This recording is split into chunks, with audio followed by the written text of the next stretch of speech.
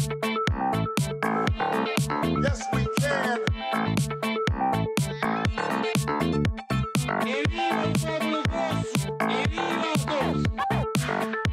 Je vous demande de vous arrêter. Je crois aux forces de l'esprit. Bonsoir et bienvenue pendant le 20h pour l'agenda culturel de Mes Esprits Critiques. Côté livre, Celle qui fuit, celle qui reste, de Elena Ferrante, saga anonyme et phénomène littéraire. La séance ciné Le Voisin, dernier court-métrage très attendu du réalisateur Kevin Lamette. Et la découverte du soir, retour de l'incontournable festival moto de Galéria. Elena Ferrante, il fallait que je la fasse. Vous avez raison. Bonsoir à vous. Bonsoir. Marie-Ange Philippe. Bonsoir, Bonsoir. Marie-Ange. Audrey Tordelli, bonsoir Audrey. Bonsoir. Didier de Jordan, bonsoir mon cher Didier. Bonsoir. Et Xavier Affre, bonsoir Xavier. En écoutant le générique, je me demandais si l'année prochaine, on allait laisser Barack Obama ou si on allait mettre une formule de Donald Trump. Laissez Barack Obama, non? Oui, je crois, on va laisser Barack Obama. Vous avez bien Mitterrand. Oui, c'est ça. C'est notre projet. Oui, c'est vrai. Le cri, on va retenir ça. Le cri de Macron lors de son discours. Ou Le Pen, où ils sont partout. On va commencer avec les livres, comme chaque vendredi. Marie-Ange, avec vous, Celle qui fuit, celle qui reste. Alors, je ne veux pas dire très beau livre, on va en discuter en tout cas, de Elena Ferrante aux éditions Gallimard. Oui, donc. J'ai spoilé, j'ai très beau livre, mais j'ai failli. Je comprends ce que vous voulez dire. Troisième tome d'une saga intitulée L'Amie prodigieuse. Alors, ce troisième qui est sorti en début d'année 2017. Alors, ce troisième tome était attendu autant que la dernière saison de Game of Thrones. Hein. C'est un véritable phénomène littéraire d'une auteure qui se fait appeler Elena Ferrante, mais qui est en fait un pseudo puisqu'elle souhaite rester anonyme. Et elle a même dit, quand elle a publié son premier bouquin, l'éditeur lui a dit « Mais alors, pour la communication, qu'est-ce que vous comptez faire ?» Elle a juste répondu « J'ai écrit, c'est déjà pas mal. » Bon, voilà, elle a posé le truc. Donc, mais alors, troisième tome, mais on peut prendre le train en marche. On n'est pas obligé de lire les deux tomes précédents pour apprécier l'histoire. Alors, c'est un roman fleuve. Fleuve, mais pas à l'eau de rose. On suit le destin de deux amies, Elena et Lila, dans les années 60-70 à Naples. Et alors, ce qui est intéressant dans le film, malgré le titre, dans le livre, pardon, malgré le titre, C'est un lapsus révélateur. Oui, c'est un côté très cinématographique, c'est vrai. Celle qui fuit, celle qui reste. Les personnages, finalement, ne sont pas si importants que ça. Ce qui est important, c'est leur rapport au contexte historique et sociologique. Donc, deux femmes dans les années 60-70, Naples en plein bouleversement, mai 68 au milieu. Et ce qu'on retient, c'est qu'elles sont face à des problématiques et des contradictions, notamment dans leur rapport avec les hommes, à la société un peu patriarcale. Et même elles... Alors j'entendais un critique qui disait c'est fou parce que ces femmes ne ressentent aucun plaisir dans rien. Elles sont un peu dans leur costume de mère et épouse parfaite, étriquée. Enfin bon bref, on suit leur vie comme ça et leur amitié. Et il y a une écriture, je trouve, à la fois sensible et puissante, mais surtout très populaire. Alors les critiques ont été dithyrambiques sur ces trois tomes, sur cette saga. Je trouve pas faut être honnête, l'écriture porte, c'est bien écrit, c'est fluide, tout ça, mais c'est pas de la grande littérature. Ça manque de chair. C'est de la belle littérature populaire, très agréable à lire. Enfin, je vous le conseille, sinon je l'aurais pas présenté. Et c'est vrai qu'on le lâche pas du début à la fin. Et je pense que ça a touché pas mal de femmes parce qu'il y a des petites problématiques que je ne vais pas faire de l'antiféminisme, mais que les femmes peuvent percevoir. Et c'est vrai qu'il y a un phénomène de ah tiens, j'ai lu Elena Ferrante, je l'offre à ma mère, à ma sœur, à ma grand-mère, parce qu'il y a un côté universel. Transgénérationnel, oui. Ça vous a touché? Alors je dirais que oui, j'avais compris. L'écriture n'est peut-être pas aussi ambitieuse effectivement que le sujet. C'est dommage parce que du coup forcément sur plusieurs tomes, on attend quelque chose peut-être d'extraordinaire. Moi de toute façon quand on me dit Italie, je cours, je fonce, donc j'avais très hâte vraiment de découvrir ça. Une saga qui s'étend effectivement sur plusieurs décennies. Tu as eu un lapsus, mais en plus c'est vrai que ça va être adapté à la télévision, je crois, en France. Les droits ont d'ailleurs été achetés. Ça, peut-être pas ce qu'il y a de mieux, hein, être adapté à la télévision. Peut-être que du coup, la chair qui manque dans la littérature, peut-être qu'elle sera un peu magnifiée ou en tout cas transformée à la télé. Je ne sais pas trop. Moi, c'est vrai que la littérature dite féministe, je ne sais pas si on peut le qualifier en tant que telle. Moi, j'aime bien quand on parle effectivement de destin de femme, de parcours de femme. Je trouve que l'auteur quand même dépeint avec brio, finalement, les contraintes qui pèsent sur ces deux héroïnes, puisqu'elles sont fermées, figées un petit peu dans leur rôle de mère. Mais moi, j'ai plutôt le sentiment que le mystère, finalement, il plane plus autour de la véritable identité de cette Elena Ferrante et que vraiment le mystère de l'intrigue narrative. C'est un mystère qui a été, il y a quelque temps, percé par de nombreux auteurs. C'est une fausse source. Oui, c'est la fake news. La traductrice qui serait... Et puis c'est un scoop qui a fait un peu flop parce que les gens n'ont pas envie de savoir. Donc ça a été très mal accueilli comme révélation. Xavier, vous qui êtes certainement le plus féministe d'entre tous. Et non, ce que je peux déjà dire, je sais que c'est pas Marie-Ange Philippe et Elena Ferrante, ça je peux déjà le dire, et ni Audrey Tordé, voilà déjà ça. C'est bien. Non, alors a priori quand je vois ce genre de livre et quand j'entends ce qu'a dit Marie-Ange de manière parfaite, évidemment comme d'habitude, quand elle dit c'est une saga qui se transmet. Il y a quand même un axe, Marie-Ange Philippe et Xavier Affre, si vous regardez souvent cette émission. Et non, mais c'est-à-dire qui se transmet de génération, vous avez dit tout ça. En général, ça me fait un peu peur. Bon, donc je me suis dit, bof. Et en le lisant, non, ce qui moi m'intéresse, bon, les personnages, les deux femmes, ça c'est très bien, c'est déjà vu. Bon. Ce qui m'intéresse, en fait, c'est l'histoire derrière. Et je rejoins parfaitement ce que disait Marie-Ange. J'aime beaucoup la peinture qu'elle fait de l'Italie des années 70. L'Italie qui se modernise, des fameuses années de plomb, très difficiles pour l'Italie, très compliquées. Ouais. Avec des personnages charmants, Andréotti, déjà qui apparaissent comme ça, avec très charmants politiques, qui ont dirigé l'Italie, qui ont essayé. L'assassinat d'Aldo Moro, tout ça. Donc, c'est toute cette période que je trouve, moi, essentielle si on veut comprendre l'Italie actuelle. Et dans le livre, ça apparaît vraiment. Et je pense que c'est, pour moi, le personnage principal. Ah là, c'est l'historien. C'est l'historien Xavier. Mais c'est intéressant, c'est dans une saga comme ça. C'est pas souvent le cas que ce soit décrit et peint avec autant de précision et de justesse.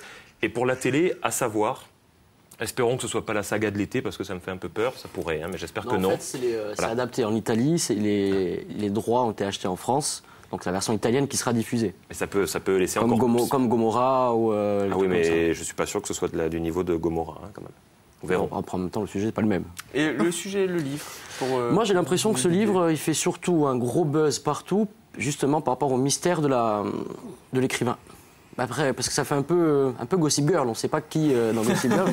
Non, mais c'est vrai. Il y a que dans cette émission où on lit Gossip Girl. On grand écart, mais c'est vrai. Populaire, monsieur, populaire. Totalement. C'est un parallèle osé. Donc, oui, mais c'est vrai, parce que je pense que c'est beaucoup ça qui sert. Après, oui, c'est vrai que le contexte historique, là, est très important et très bien rédigé, mais je pense que c'est beaucoup. Et ça fait un peu phénomène de mode par rapport à ça. Si on avait su directement qui elle était, peut-être. Ça n'aurait pas eu toutes ces grandes critiques dithyrambiques qu'il y a pu avoir. Mais tout de même, nous sommes d'accord, fortement recommandé par Marie-Ange, évidemment, mais par Xavier, sûr, par Didier et par vous, Audrey. Celle qui fuit, celle qui reste, de Elena Ferrante aux éditions Gallimard. Le choix de Marie-Ange Philippe. Et on va passer au cinéma, au court-métrage Le Voisin de Kevin Lamette. Alors on a parlé déjà de Kevin Lamette dans cette émission. On aime beaucoup le cinéaste Kevin Lamette. Et vous avez choisi d'évoquer son dernier court-métrage très attendu. Tout dernier, parce qu'il était en compétition pour les Nuits méditerranéennes aussi, le film court de Corse, comme on dit, 2017. C'est un film qui a été sélectionné d'ailleurs dans d'autres festivals. Je pense au festival de court-métrage de Pantin, par exemple, ou le festival de la Bobine. Bon, ce sont des noms assez sympathiques pour les courts-métrages. Donc c'est l'histoire d'un homme qui vit reclus chez lui. Et finalement, qu'est-ce qui se passe? On est dans le contexte de l'après-attentat, en fait. On est dans le contexte de l'après-attentat. Et à sa fenêtre, il a un drapeau français, bleu, blanc, rouge. Et il regarde souvent BFM TV. Bon, je salue nos amis de BFM TV. Et on est dans cette atmosphère de paranoïa, de panique. Et il épie son voisin tout le temps. Parce que son voisin est musulman, enfin, du moins c'est ce qu'on devine.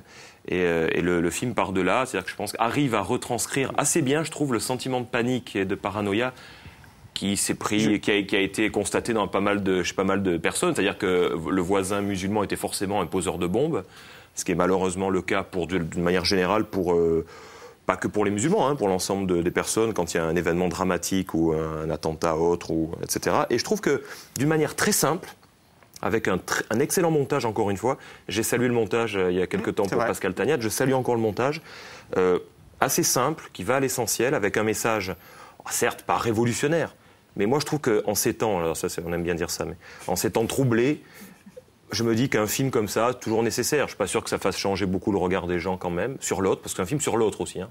Sur celui qu'on ne connaît pas, parce que dans le film on le voit. Voilà. Et c'est un des sujets souvent qui revient dans les films de. Et donc je trouve que ça, mais je trouve ça intéressant parce qu'encore une fois, il sort un peu cette fois-ci des sentiers battus du court-métrage Corse sur la Corse. Là voilà, c'est plus universel, on va dire. Audrey.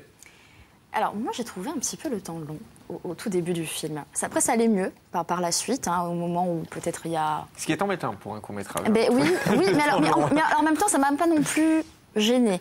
Non, parce que finalement, très très vite, peut-être qu'il m'a fallu du temps pour rentrer dans le film aussi. Des fois, je reconnais mes erreurs. Peut-être que c'est moi qui n'étais pas bien prédisposée. La première partie, je l'ai trouve un petit peu... qui traînait un petit peu. Il ne se passe pas grand-chose. Je trouve que peut-être tu parles de montage, moi je pense qu'on aurait pu aller un peu plus vite à l'essentiel. Il dure une vingtaine de minutes. Peut-être que s'il avait duré du coup un quart d'heure, de mon point de vue, encore une fois, peut-être que ça aurait filé plus vite. Par contre, le sentiment de psychose est très très bien retranscrit, cette paranoïa un petit peu ambiante, vraiment, et le jeu est très bien. Donc, et comme tu dis, la réalisation n'est pas, quand je dis qu'elle n'est pas extraordinaire, c'est qu'elle ne m'a pas marquée, mais elle va à l'essentiel.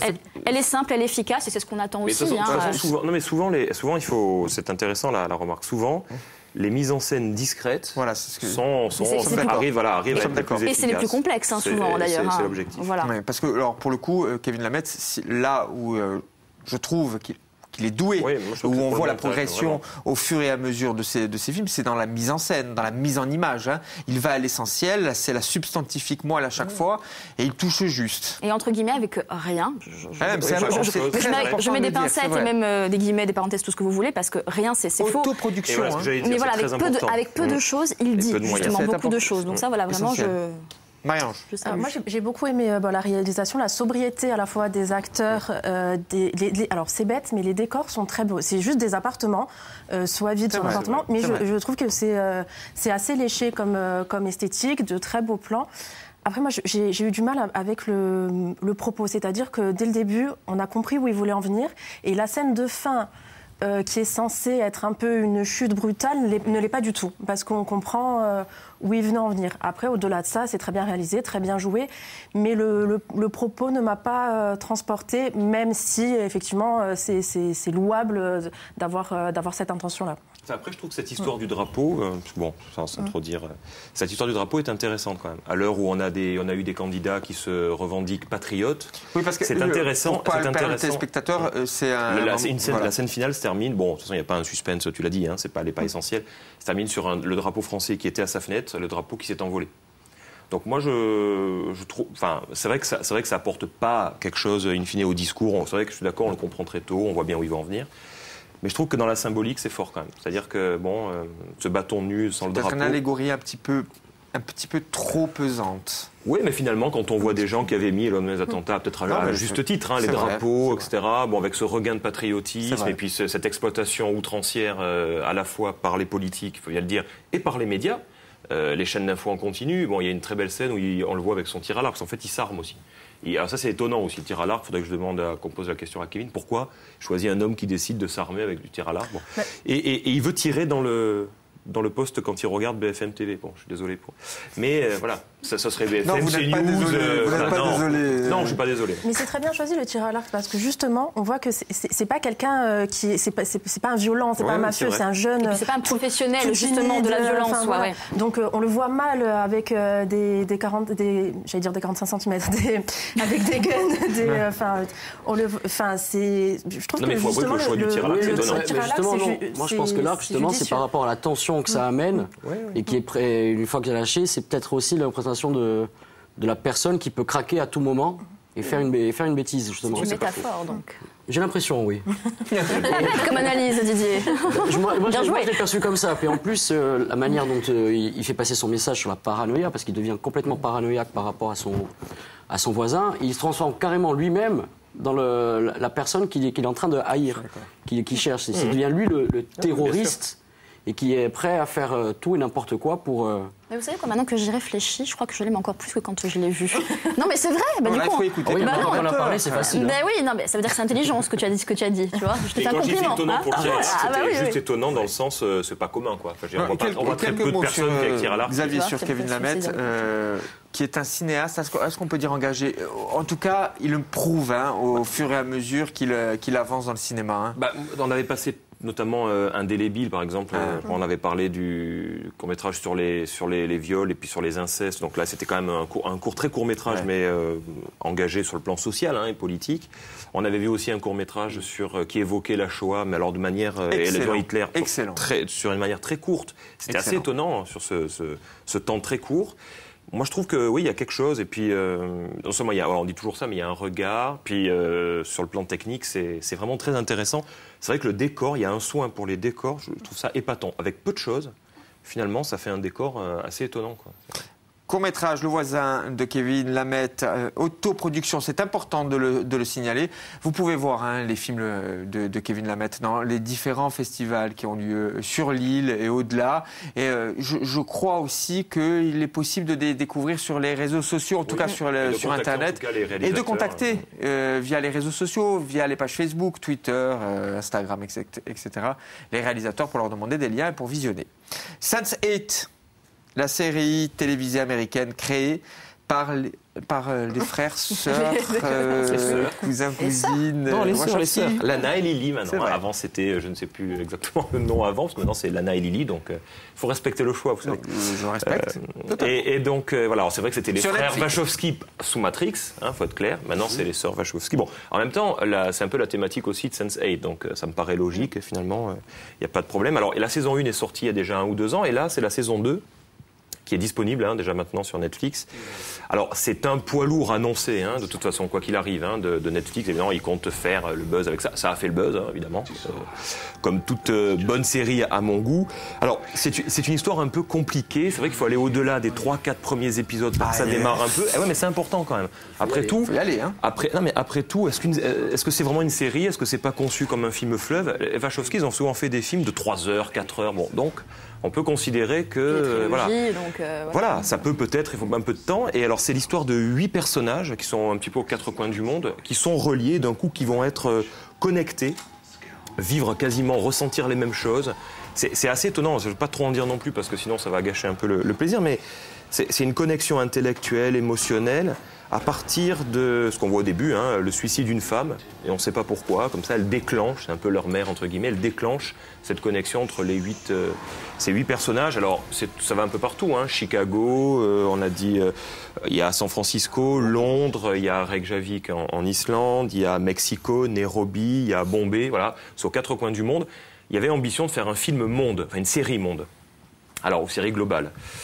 Moi, je trouve que c'est réussi, et je le dis d'autant plus fièrement que je n'aime pas le cinéma, puis habituellement, sauf 1 ou 2 films, des sœurs Wachowski. Par exemple, Cloud Atlas, ça m'a gonflé à un point que ce n'était même pas permis.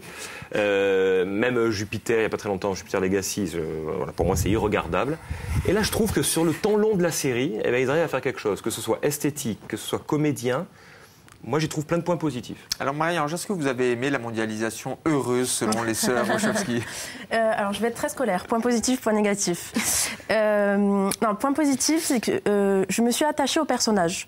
Et à l'histoire, il y a une espèce de suspense. Mais c'est pas non plus un suspense super bien amené. C'est le suspense des feux de l'amour. Quand vous finissez un épisode, vous avez envie de savoir ce qui se passe après. Voilà. C'est une curiosité amenée comme ça. C'est le principe de toute série, quand même. Oui, je t'en prie. Et bon, donc je me suis vraiment attachée aux personnages. Les points négatifs, c'est que justement, ces personnages, je les ai trouvés clichés. Alors, on a les lesbiennes et les trans à San Francisco, la coréenne qui fait du Muay Thai et qui est chef d'entreprise, l'Africain qui a plus d'eau et qui cherche de l'eau, enfin le flic de Chicago, voilà, je l'ai trouvé vraiment un peu cliché. Et ce qui m'a dérangée, ça paraît bête, mais c'est que justement, ça se passe aux 4 coins du monde et c'est en anglais tout le temps. Et même à un moment donné, il y a un dialogue où je sais plus qui fustige. Oui, quelqu'un en Inde dit oh mais ils sont venus nous américaniser, on va manger des McDo et tout en anglais. Et ça m'a paru très bizarre comme choix de langue parce que je pense que c'était pas gênant de sous-titrer.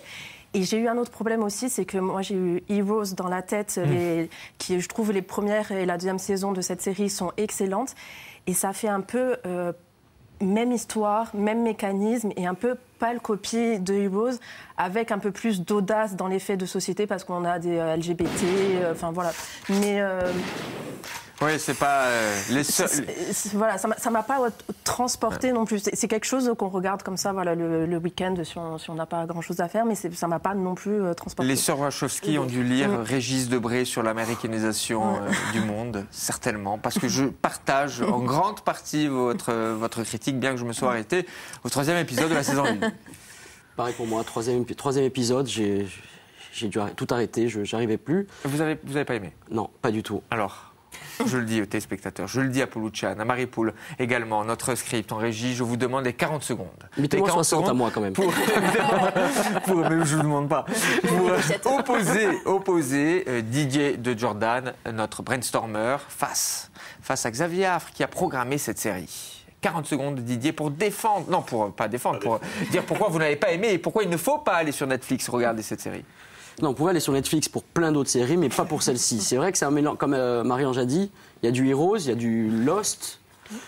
C'est très visuel, comme à chaque fois qu'ils font quelque chose, c'est toujours on fait le visuel avant tout. C'est très alambiqué, alors eux, la complexité, c'est vraiment quelque chose qu'ils adorent.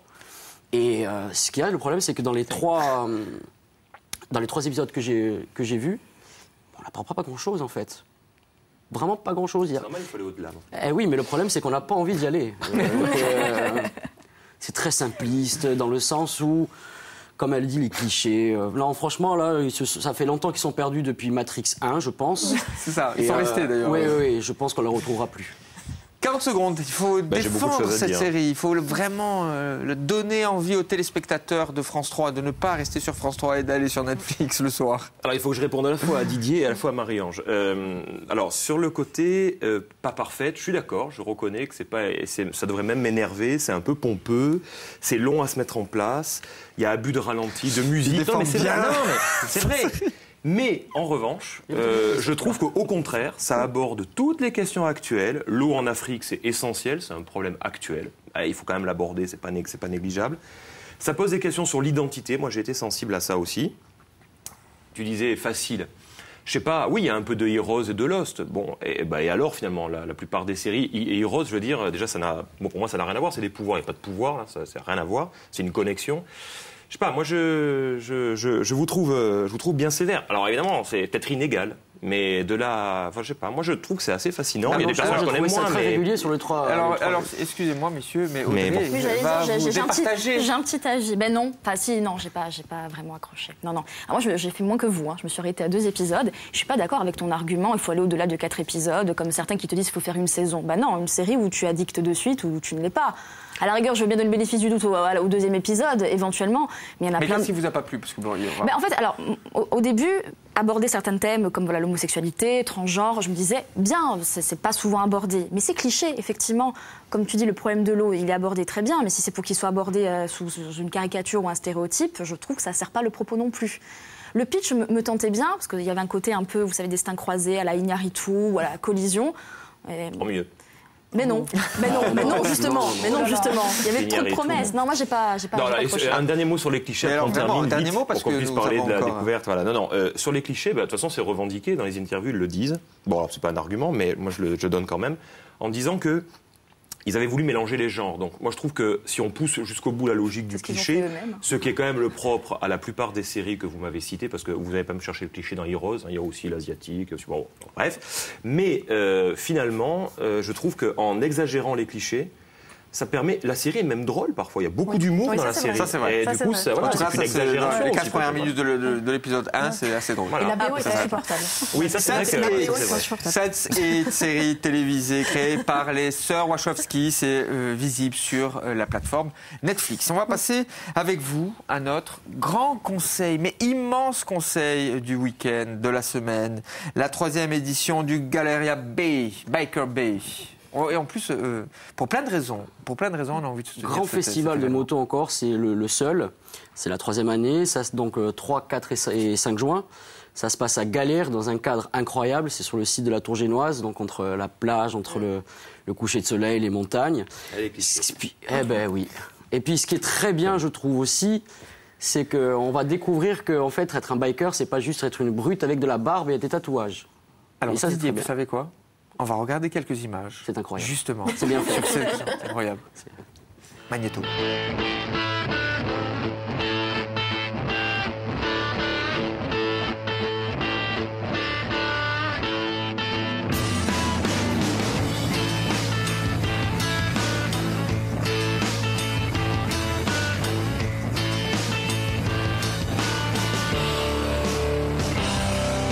The 25 lighters on my dresser, yes sir.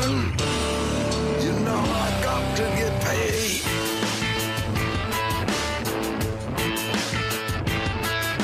The 25 lighters on my dresser, yes sir. You know I got to get paid.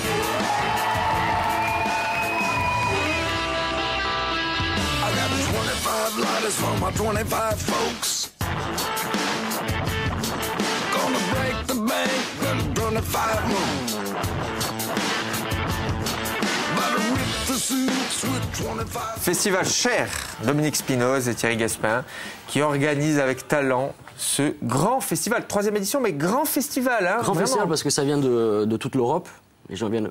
Et ce qui est très bien, c'est que c'est ouvert à tout type de moto. C'est pas juste réservé à, comme on dit, les Harley Davidson et tout ça. C'est même les sportives. On peut venir en famille avec sa voiture aussi. L'entrée est gratuite.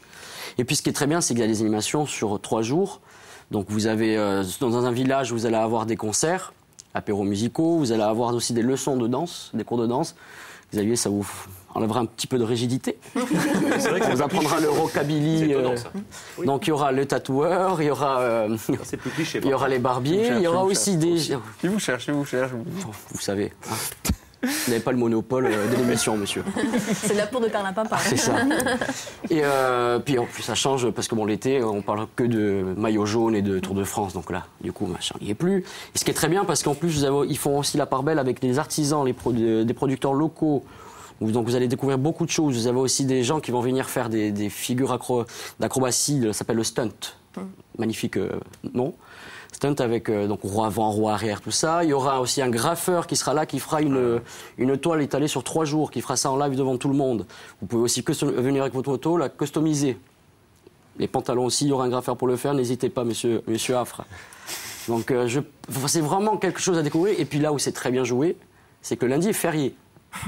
Donc vous pouvez vous permettre de rester les 3 jours, voire un petit peu plus après. Et puis ça permet aussi de donner une certaine dynamique à la région. Oui, c'est vrai. Et ça, c'est très bien. C'est ça qui est intéressant, c'est qu'il y a la culture, elle est présente dans cet événement. Ouais. Vous l'avez dit, il y a des artistes, il y a des bikers, il y a cette idée aussi du partage, c'est essentiel. Et puis il y a la ruralité qui est présente. Vraiment, c'est un très beau moment par des de passionnés, convivialité, de passion. Passionnés de moto, mais aussi vraiment de leur île. On le voit vraiment, Ouais, ils veulent vrai. vraiment mettre en avant. Et ça, c'est vraiment une belle initiative et j'espère que ça va durer encore des années et des années. On leur souhaite en tout cas. Ça se passe du 3 au 5 juin. Il faut aller découvrir. Alors même ceux qui ne sont pas forcément de véritables bikers. Marie-Ange, vous... Mais moi, je suis bikeuse. Oui. Non, mais pour le coup, je suis montée la première édition et je me suis régalée. Je crois que j'ai jamais autant ri. On s'était fait des tatouages dans le dos, enfin au feutre et tout. Enfin bon, c'était un peu n'importe quoi, mais je raconte un peu mon expérience. Non, je m'étais régalée et j'avais vu Big Fish en concert qui est encore cette année, qui est un très bon groupe. Ah, je connais très bien le chanteur. Et qu'est-ce que je voulais dire? Je sais plus. Non, monter, c'est top. Non, mais c'est important parce que c'est vraiment pour découvrir aussi leur univers, leur philosophie de vie. Et ils sont vraiment en communion avec tout et on peut vraiment y aller en famille, c'est ça qui est bien. C'est que vous n'êtes pas obligé de laisser vos enfants, d'aller juste entre potes. Et ça, c'est très très bien. Donc, c'est le grand conseil de Didier de Jordan.